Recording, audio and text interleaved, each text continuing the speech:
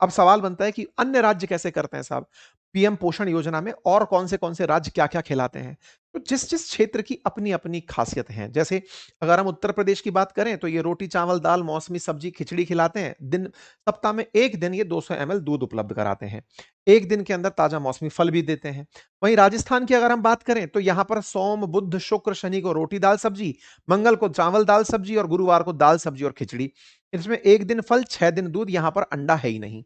हरियाणा की बात करें तो यहाँ पर प्रॉपर खाना गरम मिलता है, 200 एमएल फ्लेवर्ड स्किम मिल्क मिलता है, 1 दिन पिन्नी मिलती है, 2 दिन प्रोटीन मिल्क बार मिलता है, काफ़ी ज़्यादा अपडेटेड है। ऐसे ही पूर्वी भारत के अंदर, पूर्वोत्तर के अंदर, पश्चिमी भारत के अंदर सबके अपने-अपने मेन्यू हैं। लेकिन इन सब में तमिलनाडु इन दिनों सुर्खियों में चल रहा है, जहाँ पर विजय ने कहा है, सीएम विजय जो वहाँ से हैं, कि हम तो एक दिन अब चिकन बिरयानी भी लोगों को खिलाएँगे। ये एक नए रास्ते पर निकल रहे हैं। सवाल ये है तमिलनाडु क्या होड़ में कर रहा है? ऐसा नहीं। असल में तमिलनाडु के इतिहास में पता चलता है कि आज़ादी से पहले ही इवन ये तक कहा जाता है कि जो मिड डे मील योजना आई थी, वो मिड डे मील योजना भी असल में तमिलनाडु से ही इंस्पायर्ड थी।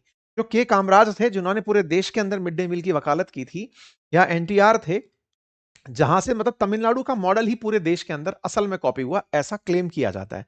कहते हैं कि तमिलनाडु में देश की आजादी से पहले भी मिड डे मील योजना चला करती थी, यानी कि सरकार के द्वारा 1925 के अंदर भी मद्रास कॉर्पोरेशन के क्षेत्र में लोगों को भोजन कराने की व्यवस्था हुआ करती थी।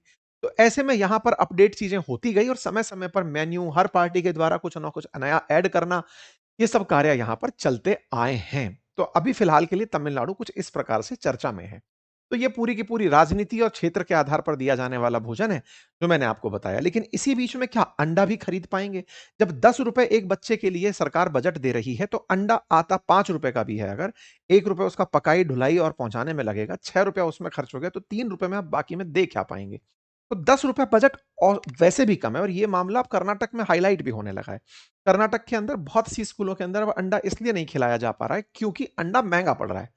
आप अंडे को 5 रुपए में भी प्रोक्योर खरीद नहीं कर पा रहे हैं। तो ऐसे में अंडा दे भी दो अगर, तो क्या अंडा इतना सस्ता भी उपलब्ध हो पाएगा?